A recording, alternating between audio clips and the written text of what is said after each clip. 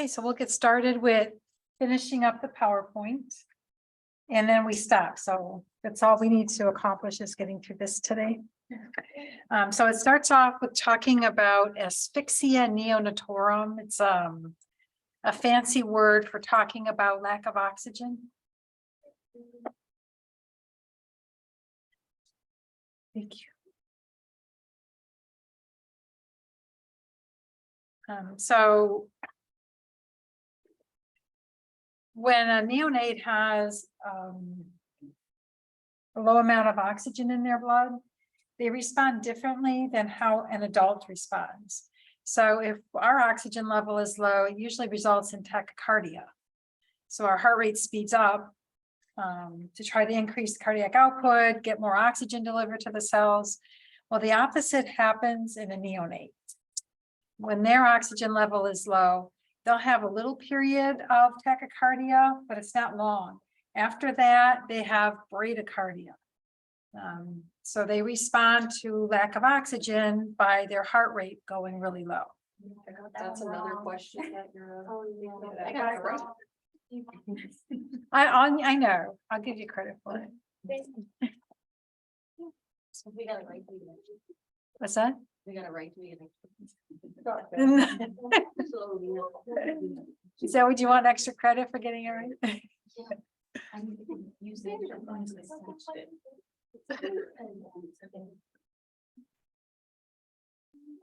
So in the neonatal ICU, you keep track of the number of these events that occur. Sometimes they're frequent, and when they're frequent, then something needs to be done. Typically, they'll give the newborn some caffeine, believe it or not. So caffeine citrate will stimulate their the medulla oblongata so that they breathe more. Where's my little chat?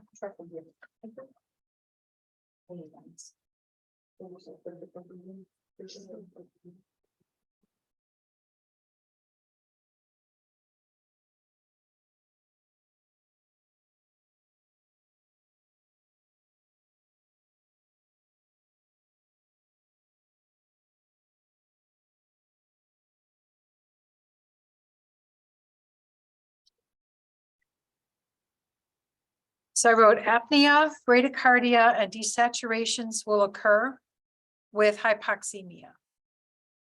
So they call this A, B's, and D's.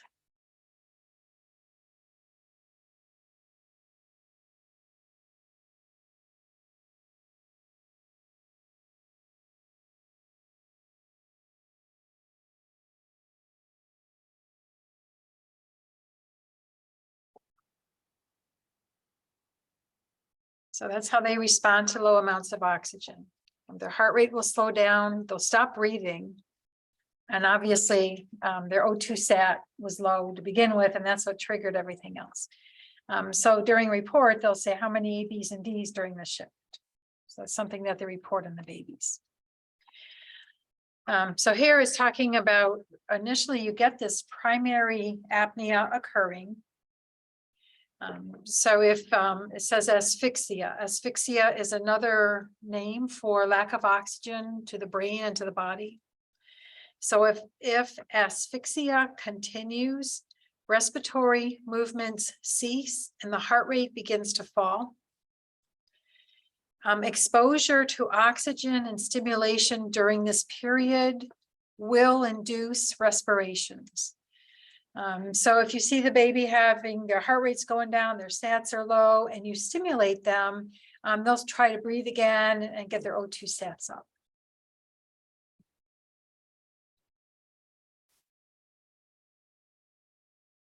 However, if the lack of oxygen continues, they'll have deep gasping respirations. If that doesn't help, the heart rate will fall, their blood pressure will fall, and then they'll have a secondary apnea. Now with the secondary apnea, no matter what you do to them, they don't start breathing again. It says the infant is now unresponsive to stimulation. So if they're not intubated, if they're just laying there in the isolette, then you need to start bagging them. So what else do I have on my notes?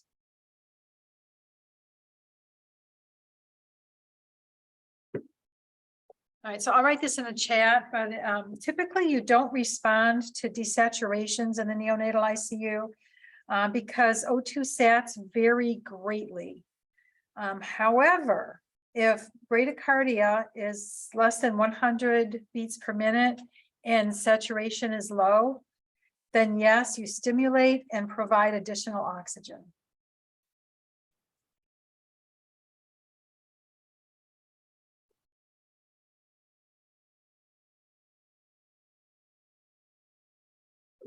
Secondary the infant is now relation. Yes.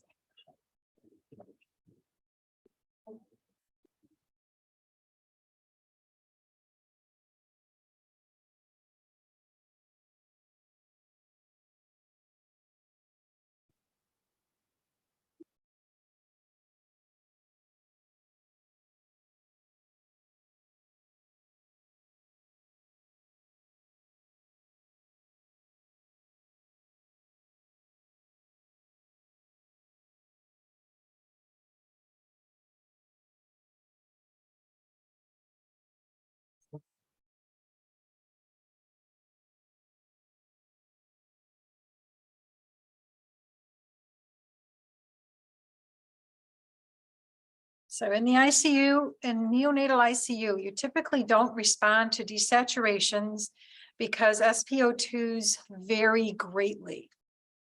However, if the neonate is bradycardic, the heart rate is less than 100 and they have a low SpO2, then yes, stimulate and provide additional oxygen.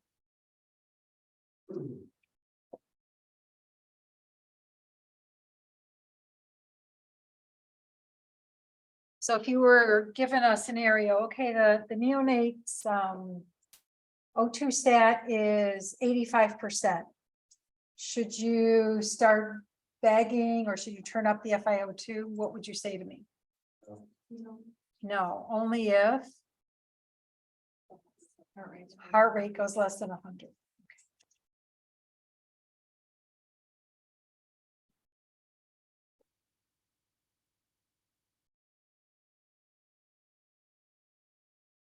Okay, here's your other part of your test, the APGAR score. What's interesting with the scoring system, so when the baby's born, you do the scoring at 1 minute of life, and then you repeat it again at 5 minutes of life. And I think they do it at 10 minutes of life also. So the scoring is you're looking at, and then I'll go through the 5 things that you're looking for. But APGAR was the name of the person who came up with this way of assessing the newborn. And the letters of their name indicate what you're supposed to assess. So I think that's pretty cool. What a coincidence, right? So for the box on the left, it's going to be APGAR. So the first box,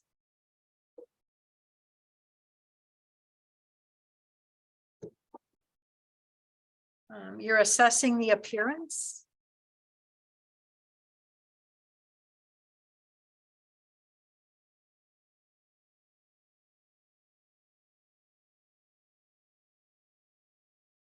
If the newborn is completely cyanotic, you give them a score of 0 for their appearance. Oh, I can't correct it after do you guys know how to spell appearance? Because that's not correct. It's EARANCE. I don't know. Oh, okay. I'm proud of you.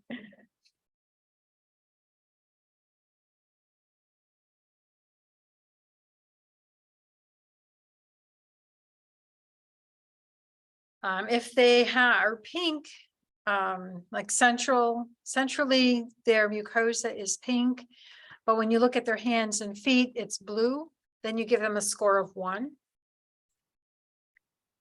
And if they have centrally, the mucosa is pink, you see good perfusion, good pink in the hands and feet, then you give them a score of 2.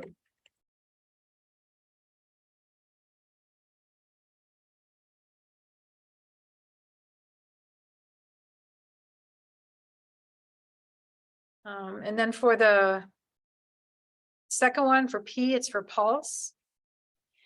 If their heart rate is, if they don't have a heart rate, they get a score of 0.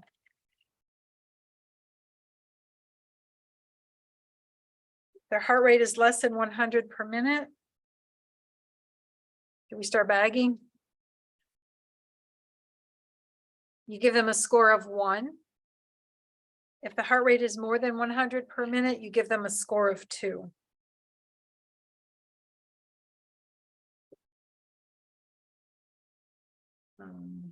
G stands for grimace.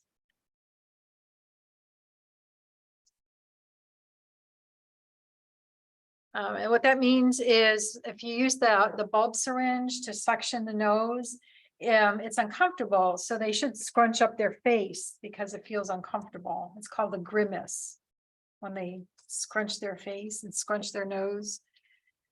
So if they're being suctioned and they don't make any facial expression, then you would give them a score of 0.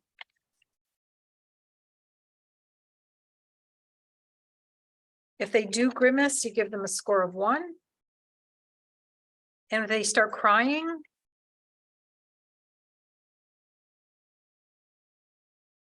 you give them a score of 2.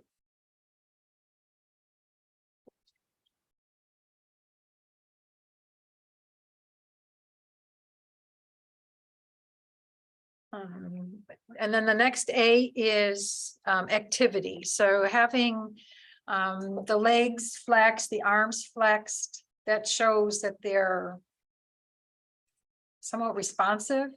But if everything is completely flaccid, so the arms are straight, the legs are straight, that's considered limp.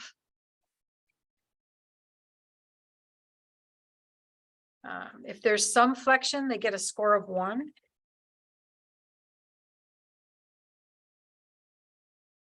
And if they are well flexed, they get a score of 2.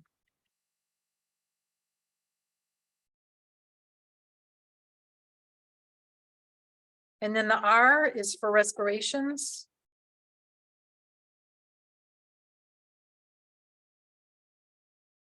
If they're not breathing, they get a score of 0.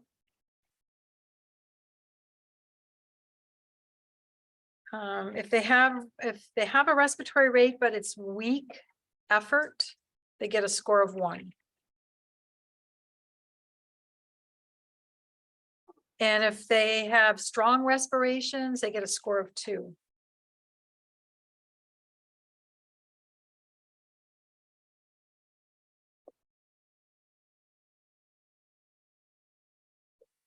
You got all of that? All right, we need to go to the next.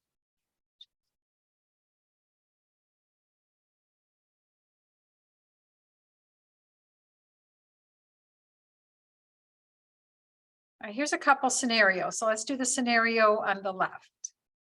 We're going to rate the Apgar score on this newborn. Heart rate 160 per minute. That's 2. Respirations are strong. That's a score of 2. Muscle tone, there's some flexion of the extremities. That's a 1.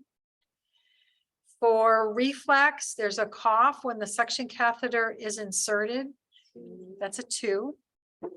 The body is pink and the extremities are blue. That's a 1. So now we add up the score. Did you get it already? 8? Okay, very good. All right, so with a score of 8, that's good. So 7, 8, 9, 10, you just observe. Isn't the time important? Like, you give us 1 minute, 5 minutes, 10 minutes. Yes, very good. And what is 40 or 3 minutes?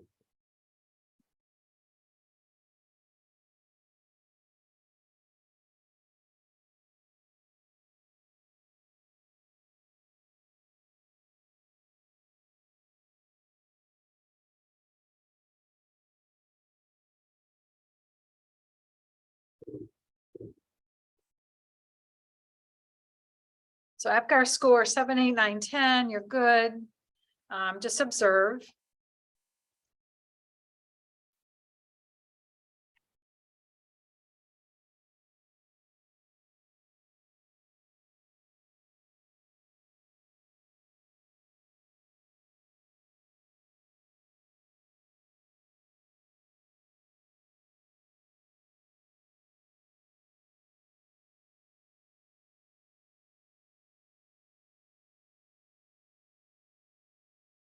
EPGAR score 4 to 6. You stimulate, provide oxygen, and if needed, then you start bagging. So less than 4 is a code.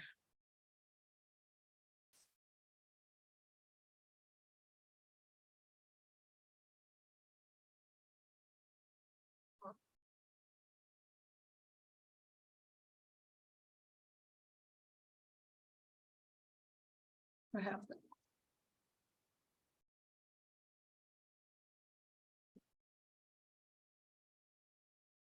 Okay, so let's do the EPGAR for the one on the right. Heart rate is less than 100 per minute. 1. Respirations are weak. 1.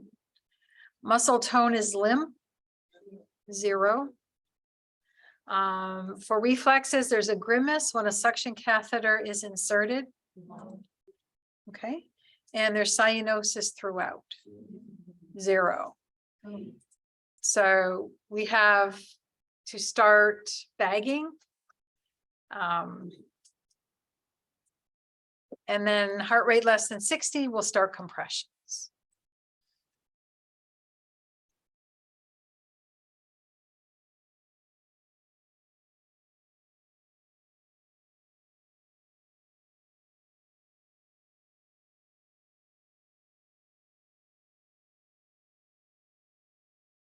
So at 1 minute, a newborn has poor tone. So that's another way of saying their extremities are limp. They have weak labored breathing and cyanosis. The heart rate is 110 per minute. Check all that are appropriate. So would we place the newborn in a radiant warmer? Keep them warm. Remove all wet linen. Yeah, because a wet skin causes cold, makes the temperature go down. So remove wet linens, dry the neonate skin, makes sense.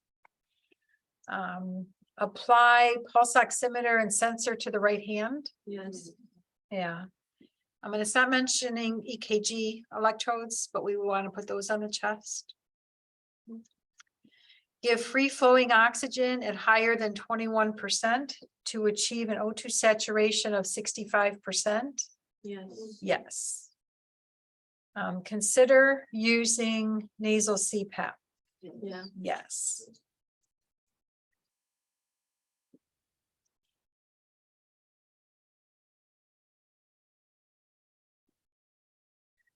So weak labored breathing and cyanosis, should you use mask CPAP or should you start using positive pressure ventilation?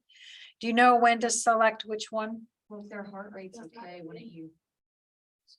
Very good, yes. So heart rate's greater than 100, so we're not going to start bagging. We're going to give oxygen using mask CPAP. Typically, they need a little bit of that positive pressure to help their alveoli open up. So instead of just running some oxygen near their nose, like putting them on some nasal oxygen, that's not good enough. You need to also add a little positive pressure. So mask CPAP.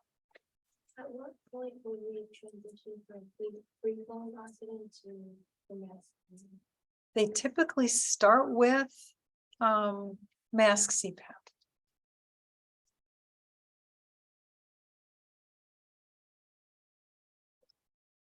Do you have any other notes to give me?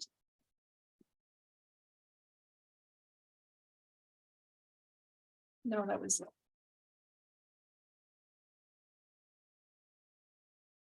So normal vital signs for a newborn born at For a neonate, it says the heart rate 100 to 180 per minute. That's whether they're premature, full term, still the same heart rate. And then as a person grows, their maximum heart rate gets lower and lower. At 6 months of age, the maximum heart rate is 160 per minute.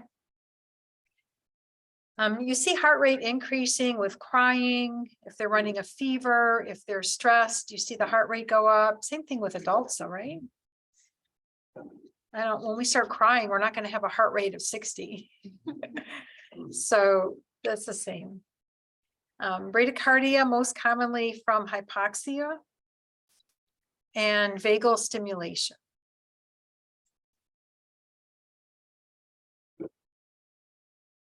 All right, for blood pressure, premature, they can have a blood pressure of 40/20, and that's normal for them. But if they're born, it says greater than 3 grams, so that's what, 6.5 pounds. That's a normal full gestational neonate. Typical blood pressure 60/40. So 40/20, 60/40. It says there's lots of numbers. What is the easiest way to remember normal values? And the answer is to look at the mean airway pressure. Let me put it in the chat. I said it wrong. Mhm.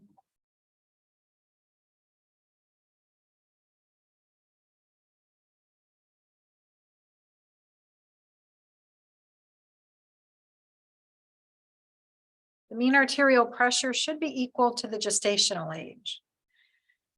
So that requires several steps, doesn't it? First, you have to get the blood pressure, figure out the mean arterial pressure, and then compare that to the gestational age. And then you can say, oh, okay, that's a good blood pressure. So we have a 37-week neonate, 2,500 grams. What would you expect the blood pressure to be? So let's do, it says 60/40 up here. Well, that's greater than 3,000. So calculate.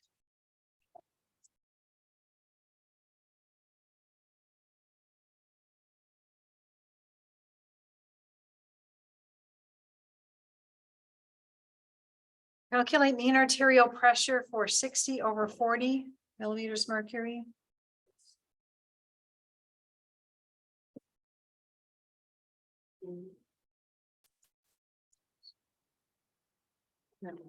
Um, 46.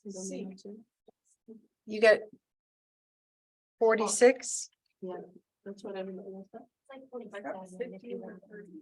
Yeah, 46. So what about letter C? 36 for letter C. Okay. 36 around it. Oh, okay. So correct choice would be C, because when we calculate the mean arterial pressure of 50/30, it comes out to the gestational age.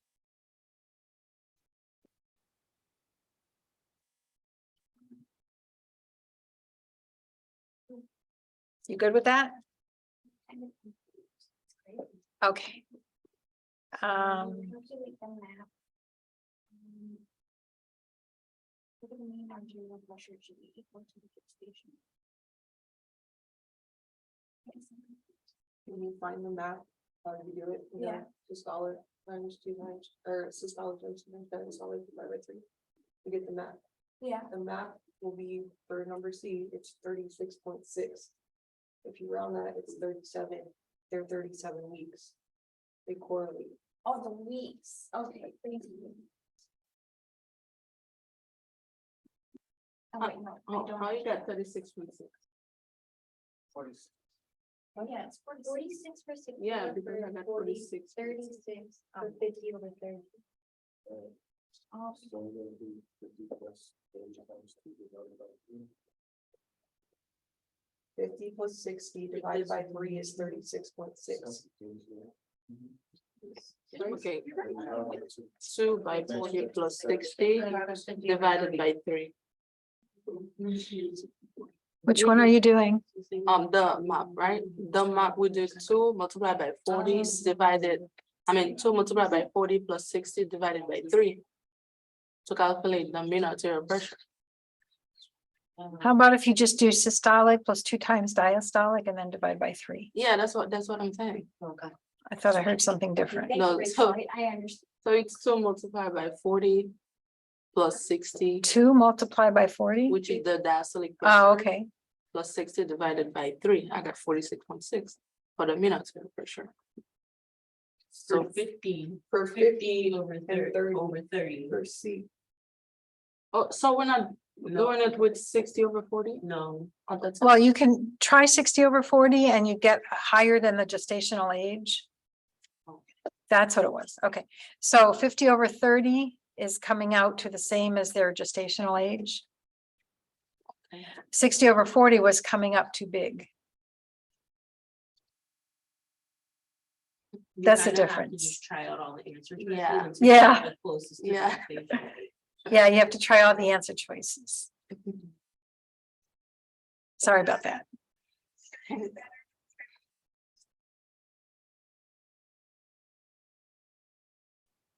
A normal, oh wait, I wanted to do one more thing.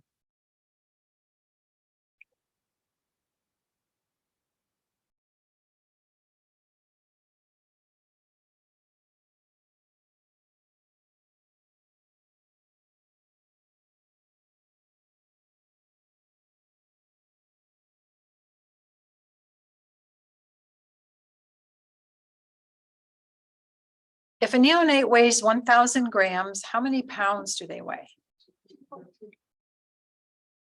Does everybody know? 1,000 grams.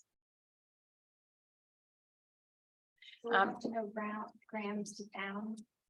Yeah, so how many steps are there to figure out grams to pounds? 100 and kilogram. 1 kilogram is 1 kilogram is 2.2 pounds.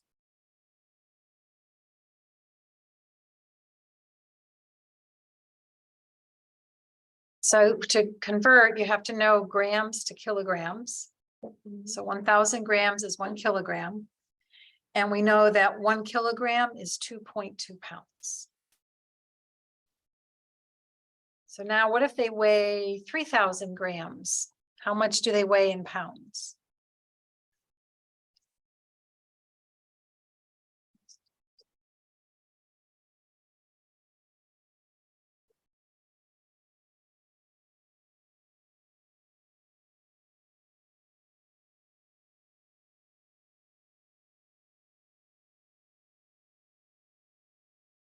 So 3,000 grams. You convert that to kilograms first, and you get 3 kilograms. Then you multiply by 2.2. You're good with that? Okay, that's what I wanted to do.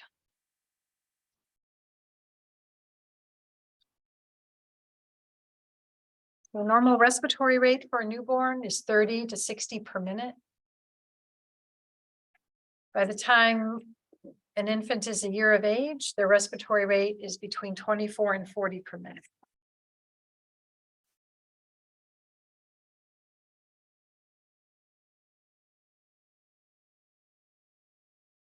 For normal ABGs at birth, you typically have an acidotic pH.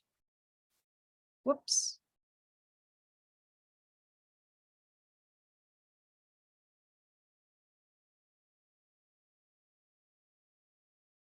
Of 7.20.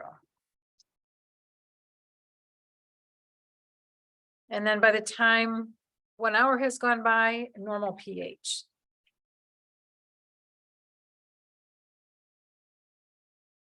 Oh, it says 7.36, but I just put normal.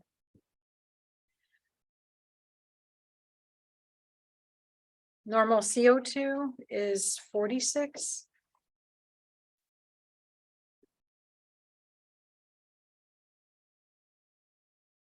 And after 1 hour is 35.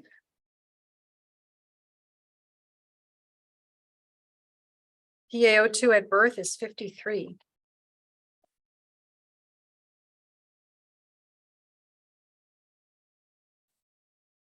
And up to 70 after 1 hour.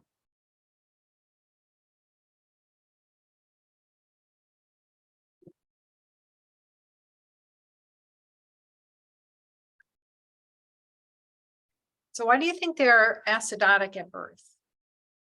Doesn't mean that the umbilical cord, their source of oxygen, and doesn't. You have to take a deep breath to stimulate breathing. And they start to cry. The lactic acid is produced. Very good. So low O2 delivery to them during birth. That acidosis is from they're not breathing, so CO2 goes up. And they're not getting much oxygen delivered, so they're going to have a little lactic acid being produced in their cells. So that'll cause the acidosis. Chris? I don't want to put the bicarb up yet because I just want to come to a conclusion. The conclusion is at birth, they're a little acidotic and a little hypoxic, but that corrects itself and then they have normal blood gases within the hour. So that's the take home point. The bicarbonate level will be normal. It'll drop a little from the acidosis when they're first born and then come up to normal within an hour. You mentioned that the acidosis would trigger for the respiratory tract, right? Yes. So their babies, their ABVs are the same as adults. Yes. Yeah.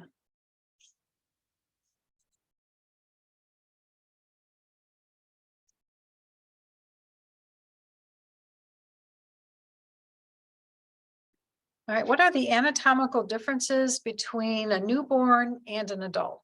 The first one is says obligate nose breathers, obligate. They're obligated to breathe through their nose because they have such a large tongue in their mouth that they can't get air in through their mouth. Only when they start crying and their mouth opens up a lot and they're crying, then they can get air through their mouth. But normally they only breathe through their nose. So babies that are born with their nose occluded, they're hypoxic and then they're irritated and then they start crying and then their O2 sats come up. They stop crying and then they try to breathe and they can't, and then their O2 sats go down. So that's one of the signs that you look for an obstructed nose. So breathing through their nose, we take advantage of that. Because if we want to deliver positive pressure on the adults, when we deliver positive pressure, we've got to cover the nose and the mouth. In neonates, you don't have to cover the mouth because you don't have much air flowing through the mouth. All you do is put nasal prongs in the nose, deliver some flow, and you create your positive pressure that way. So nasal CPAP with neonates is very common. And again, it's because they're breathing only through their nose. Do I need to write anything down for that, or why do they only breathe through their nose? Would you be able to answer that question? Yeah. Okay. Sounds They have a just- large tongue. Very good. Pigeon? So there was one patient where I put a high flow on their nose. And then she just stopped breathing. She's like, oh, I can't breathe, because we occluded her nose. So Ah, baby just stops. Because of that flow going into it. so I wonder if, no, so a neonate doesn't say, I'm going to stop breathing. You just put something in my nose. But maybe that person just needed some coaching, because even though the prongs are in there, there's enough flow coming through the prongs. Yeah, I think, that's what she needs some coaching. But I thought it was interesting to see that person just stopped breathing. Yeah, I can't breathe, take it off. It was anxiety. it could have been. Yeah.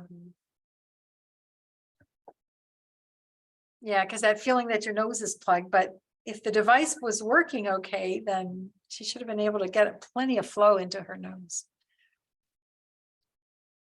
The larynx is funnel shaped in a newborn. And it's the narrowest passage is through the cricoid cartilage. In adults, the narrowest passage of the upper airway is past the vocal cords. So that's the narrowest point is the vocal cords. But not so for neonates. For neonates, it's the cricoid cartilage. That's the narrowest part of their airway.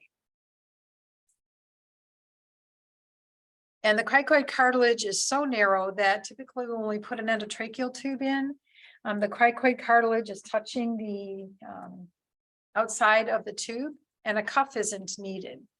You always have some air leaking around, like you don't totally stop the air because of the cricoid cartilage.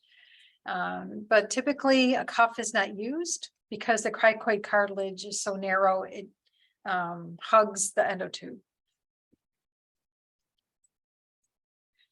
And then the third one, it says the number of alveoli are far less than adults. We talked about the number of alveoli in a full gestation newborn. Versus About 300 million. around 300 or more million in the adult.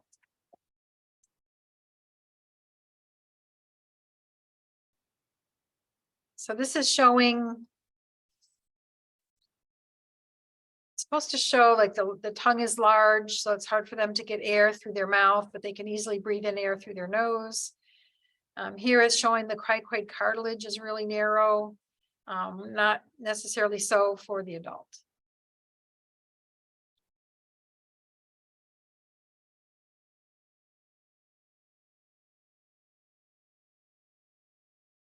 Okay, and then what are some physiologic differences between adults and newborns? Their response to severe hypoxemia is apnea. So when their PaO2 gets below 40, they'll stop breathing. The heart rate goes down, they stop breathing. For temperature regulation, they have a large body surface area compared to their size.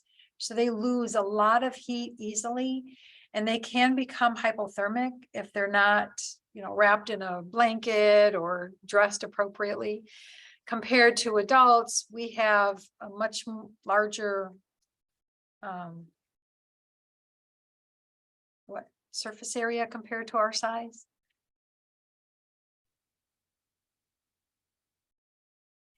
The reason that we don't want neonates to be hypothermic and their body temperature drop is that their body would then have to produce heat. And to produce heat, like shivering is not possible in premature babies. So they can't shiver to produce heat. I'm getting ahead of myself in the slide. And then the other thing is there's a fat that develops on the back of the neck. It has like a brown color to it. And burning this fat produces heat, but premature babies don't have that fat. So they're unable to keep themselves warm like a full gestational newborn would be able to. So it says hypothermia increases oxygen consumption. We don't want that. Premature babies have minimal ability to shiver.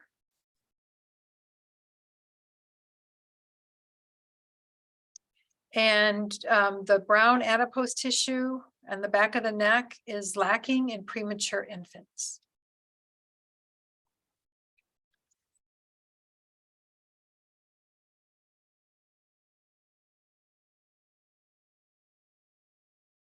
Okay, and then I just want to explain hands-off time in neonatal ICU.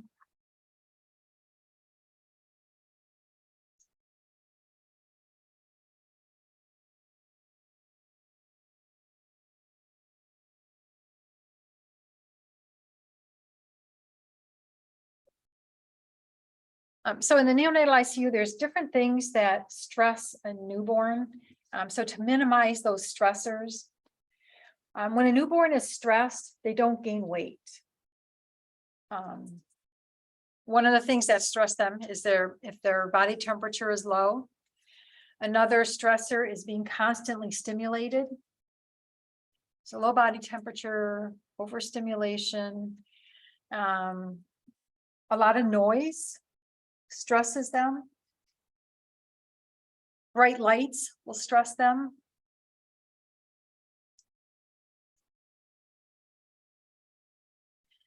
So in the neonatal ICU, they have hands-off time. So when you go in to assess the neonates for the shift, you coordinate with nursing. So when they have to touch the baby, that's when you're going to go in, check your airway, listen to breath sounds. You want to do it at the same time and then step back and just let them rest. It's not like nursing goes in, does their assessment, they finish, then you go in and then you stimulate the baby, and then it's time for an x-ray, and x-ray comes in and stimulates the baby. They won't gain weight. So that's why they do hands-off time in neonatal ICU. They also use low lights and low noise.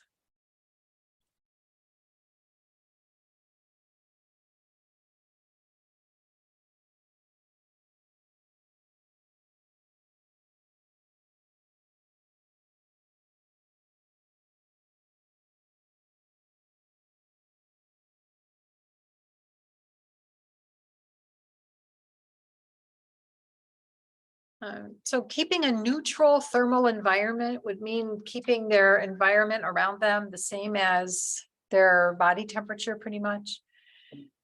So you'll see incubators and you'll see radiant warmers being used.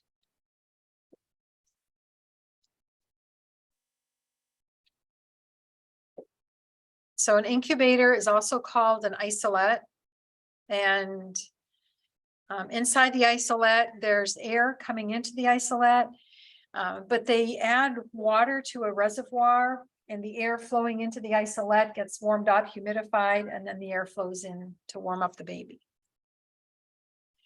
And do you know what these round circles are for? Yeah, you have to put your hands through those little circles.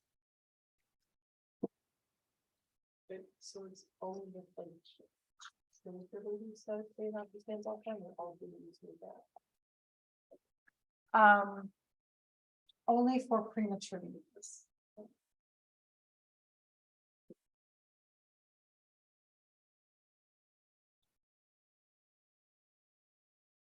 I'm trying to think of, when you're in neonatal ICU, almost all of the newborns there are premature. But if you have a full-term born and they have complications and they need to be in the neonatal ICU, they're treated the same. And when you go in to do your assessment, it's still with nursing. They're already developed, so their weight gain isn't as crucial as it is for the preemies. But still, yeah, they're kept low stimulation. But it definitely affects the preemies.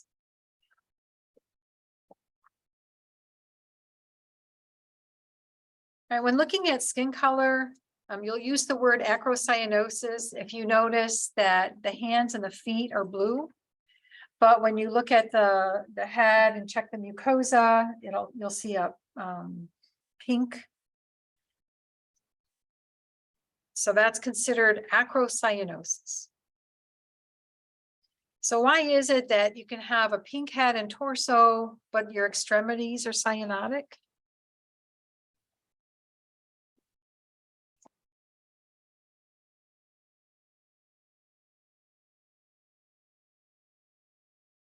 So what causes acrocyanosis? And it's caused by low perfusion or being cold. Just like, have you ever sat in the classroom? I should ask Tiffany and Taylor, right? Have you ever sat in the classroom, especially if you drink something cold and then you look at the tips of your fingers and they're blue? My toenails are, those nails not the time are always cool. Really? In the hospital, my fingers are blue, and my nails are so cold. Wow. So you have acrocyanosis. It doesn't mean that your oxygen saturation is low. It just means that you have poor perfusion to your periphery. So it could be because you're cold, or you just have poor perfusion.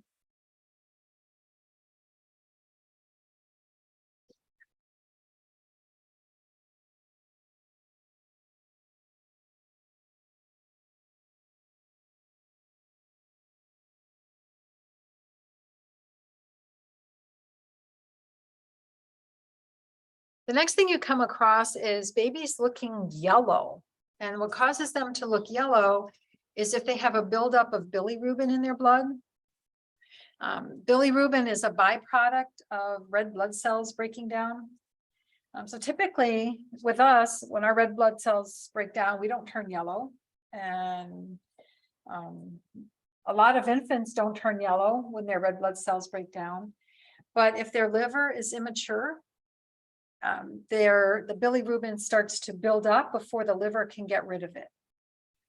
So that's called, the jaundice is the yellow skin. So the color jaundice just means the skin looks yellow.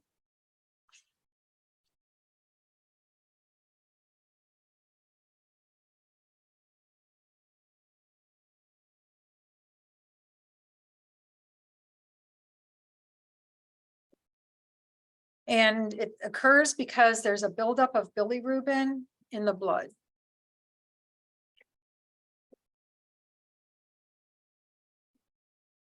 Professor, one question. So is jaundice only found in premature infants or can some full-term babies? And full term, yes.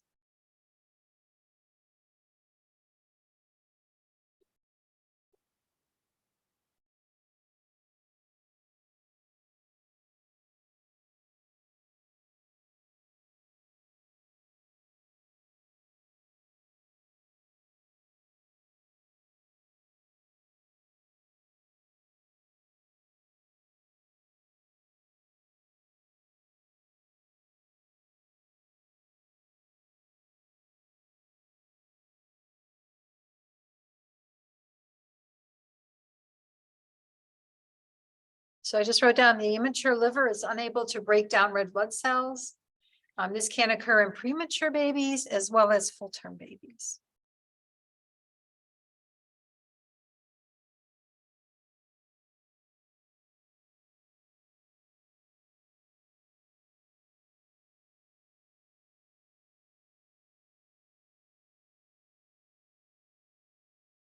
So the bilirubin is called conjugated bilirubin. A normal level in the blood is less than 12 milligrams per deciliter.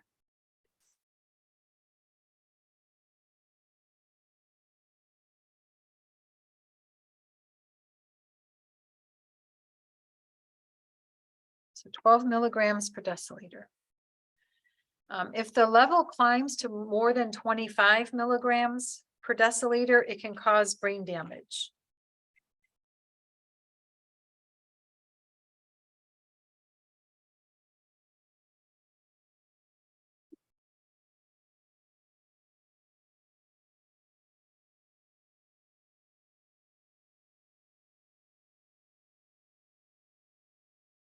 And what's strange is the treatment for it is like if the babies are born normally, they go home and they're at home and they go in for their, like, I don't know, 3-day checkup after being born, and they're looking yellow and their bilirubin is elevated. The pediatrician will say, well, just take them outside in the sun. The sun will convert the bilirubin in the blood to a non-conjugated bilirubin, which is harmless. So the treatment is sunshine, or in the neonatal ICU, it'll be fluorescent lights. Yeah.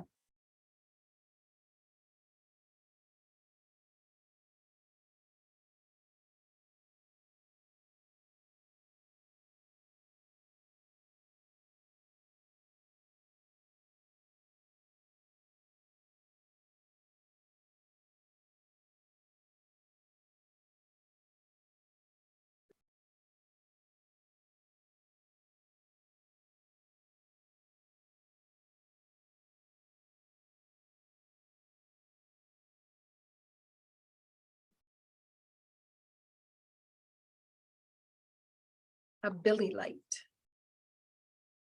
And if that doesn't work, then they need a blood transfusion.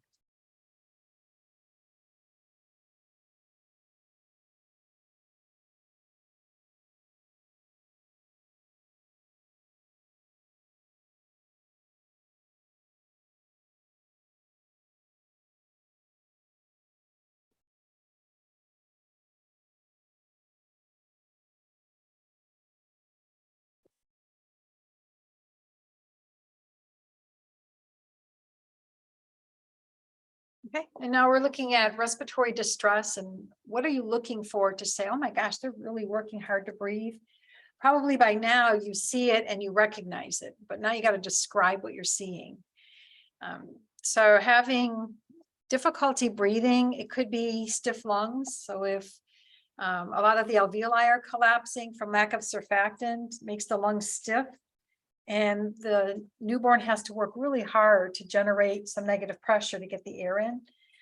So you'll see them either have paradoxical breathing, you'll see their intercostal muscles going in, or the sternum caves in.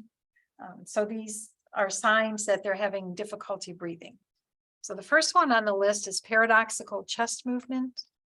What did I write down for that? Asynchronous respiratory effort of the abdominal and thoracic wall.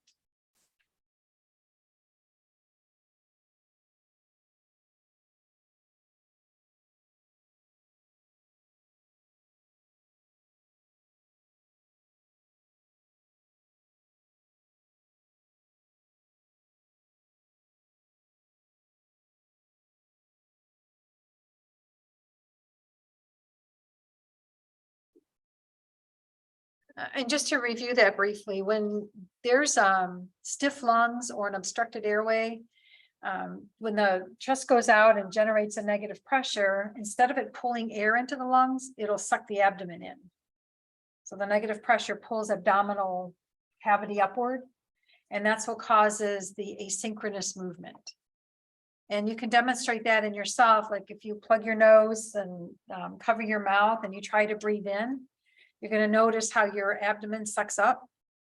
So the negative pressure is being generated, but it pulls your abdomen up instead of pulling air into your lungs. So that's paradoxical chest movement from obstructed airway or stiff lungs.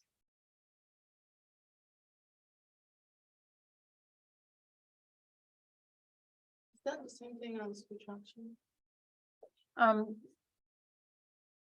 Retractions also occur, and that's when the sternum gets pulled in, or the muscles between the ribs, the intercostal muscles being pulled in. Then that's considered retractions. Oh, that's the next one up. So sternal retractions, like the sternum pulls in during inspiration.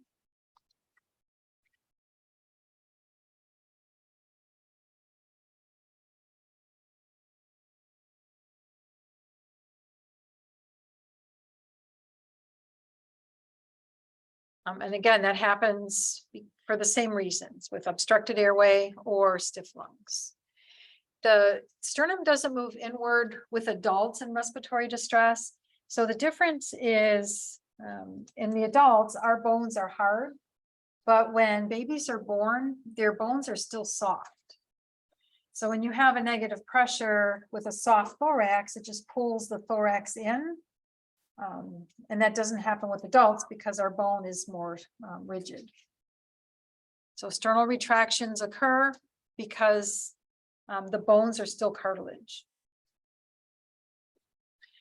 Nasal flaring is the next one.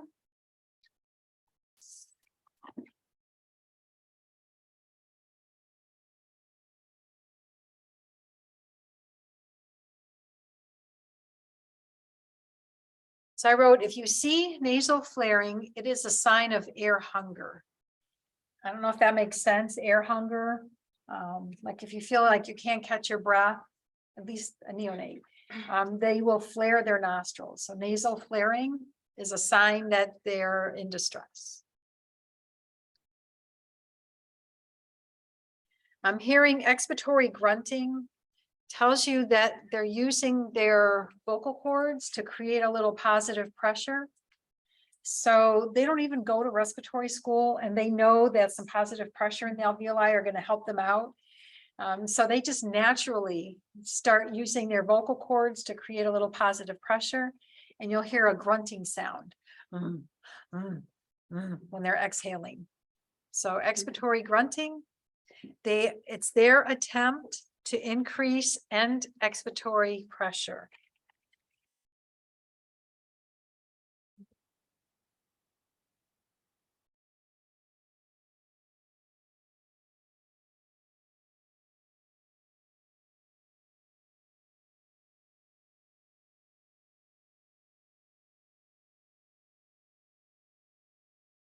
And the last one is tachypnea. They can't increase their tidal volume. So their only way of increasing minute ventilation is to breathe faster.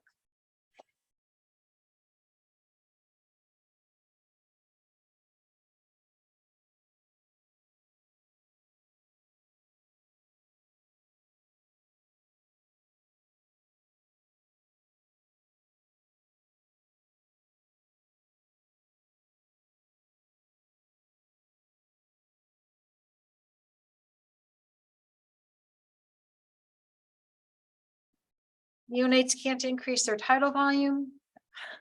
So if increased minute volume is needed, they breathe faster.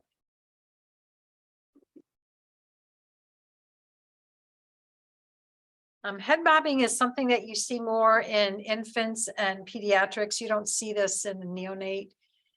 But having shortness of breath, their head is moving as they're breathing, head bobbing. And this is just a picture showing what we've already talked about. Intercostal muscles. Normally, you don't see anything. But with a neonate, you're going to see the intercostal muscles pulling in when they have stiff lungs or an obstructed airway.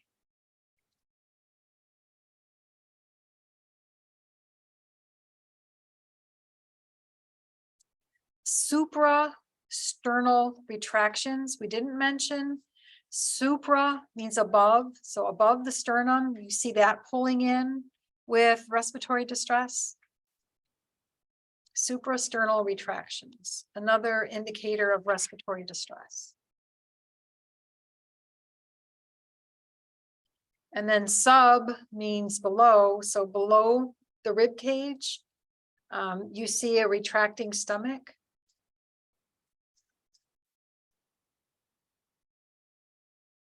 So newborns do a lot of abdominal breathing, like you can see their abdomen going in and out when they're breathing, and that's considered normal. What's not normal is when it's opposite to the thorax.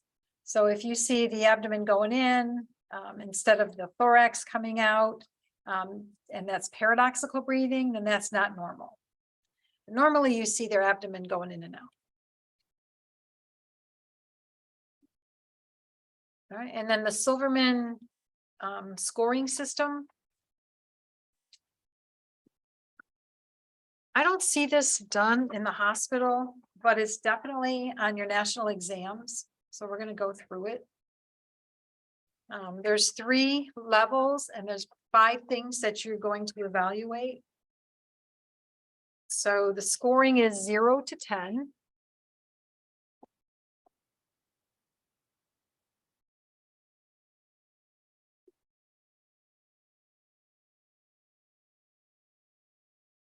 And 10 is the most severe distress.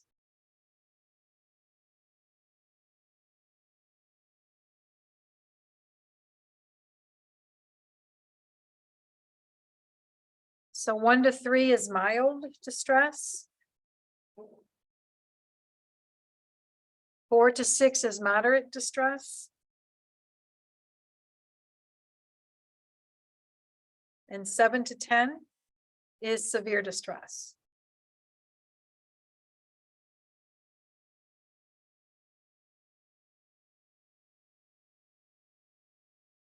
All right, so for grade of 0,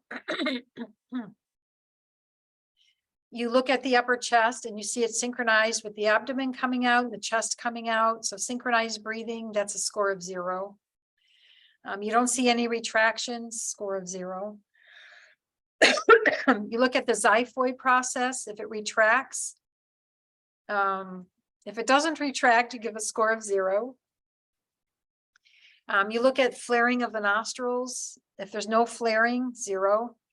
And you listen for expiratory grunting. If there's none, then it's 0.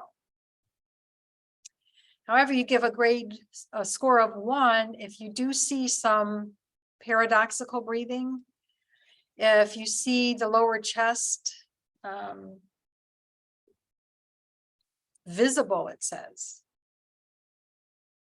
So I guess it's looking at the intercostal retractions. If the xiphoid process goes in and it's just barely visible, score of 1. A little bit of nasal flaring, score of 1. Expiratory grunting, you only hear it with a stethoscope, score of 1. And then a score of 2 is you definitely see paradoxical breathing. You see the intercostal retractions marked. Marked means it's very pronounced. That's a word they love to use on your national exam. When you go through your Kettering seminar to review for your exam, they tell you about the word marked and what you're supposed to do if they use the word marked in their test stem. If you see xiphoid retractions that are significant, that's a grade of 2. Really big nasal flaring, grade of 2. And you hear the grunting with your naked ear without a stethoscope, score of 2. So if you get up to 10, that's considered severe distress. All right, it's time for a break, but we only have like 22 minutes before we get on the Zoom call. So let me just go through a couple more things and then we'll break at 10:45. No, I didn't check this out.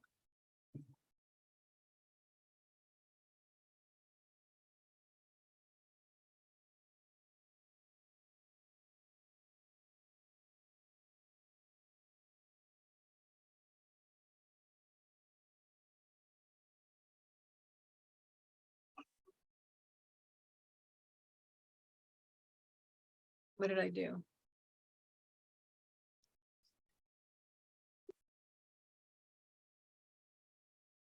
What are you noticing? Can you even see it with the lights on?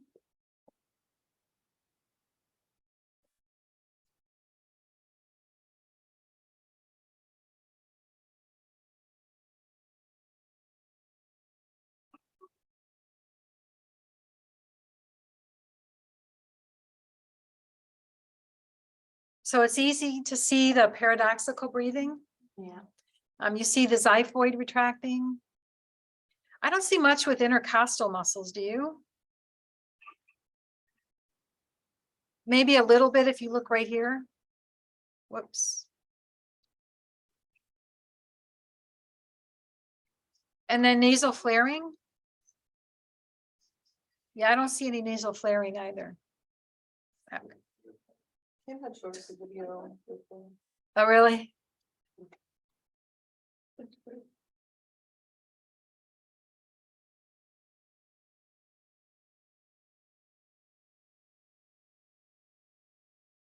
So let me tell you about transillumination of the chest. Is that the last thing on here?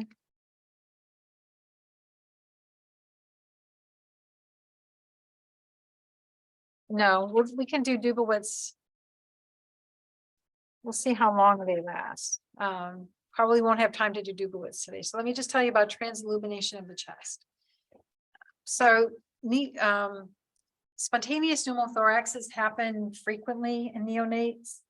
And you'll notice some respiratory distress and maybe O2 sats are falling. And one of the things you should always question is, did they develop a pneumothorax? So how can you quickly decide without calling for X-ray department to come? They have to take an X-ray and then decide. So what you can do is hold a flashlight up to their chest.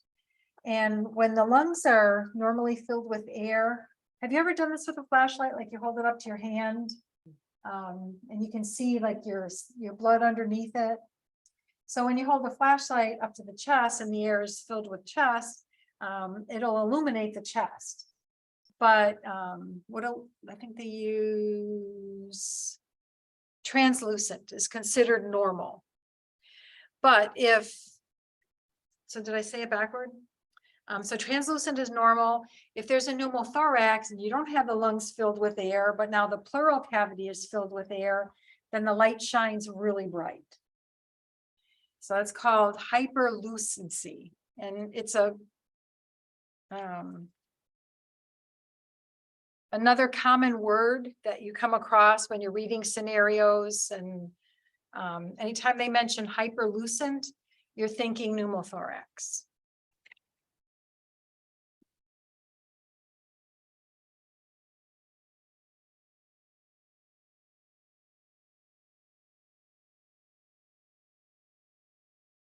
So hyperlucency indicates a pneumothorax. So then you definitely need to get a stat chest X-ray in. And if that confirms it, then a chest tube needs to be put in until the pneumothorax heals. And the rest of it we can do next week.